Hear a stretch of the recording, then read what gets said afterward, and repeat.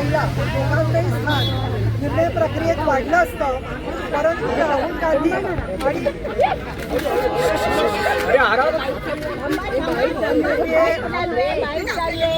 मला तर असं वाटतं की कालच्या लोकसभेमध्ये सगळी जी व्यूहरचना करण्यात आली आहे त्याच्यामधून हे स्पष्ट झालं की त्यांचा विरोध हा महिला आरक्षणालाच होता.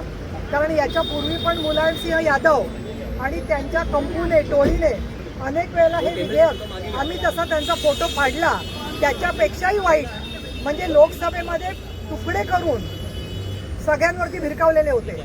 आणि असं होऊ नये या दृष्टीने नारी शक्ती वंदन विधेयकाच्या वेळेला एक मताने हे विधेयक मंजूर होऊन सुद्धा सातत्याने खोटा प्रचार केला गेला की दक्षिणेकडच्या राज्यांची संख्या कमी होईल आणि त्यांच्यावर अन्याय होईल.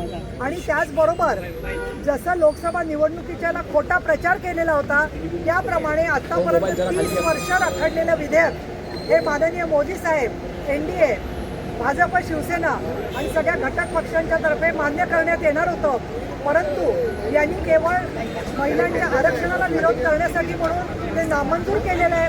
महिलांची मतं घ्यायचा त्यांना कुठलाही अधिकार नाही.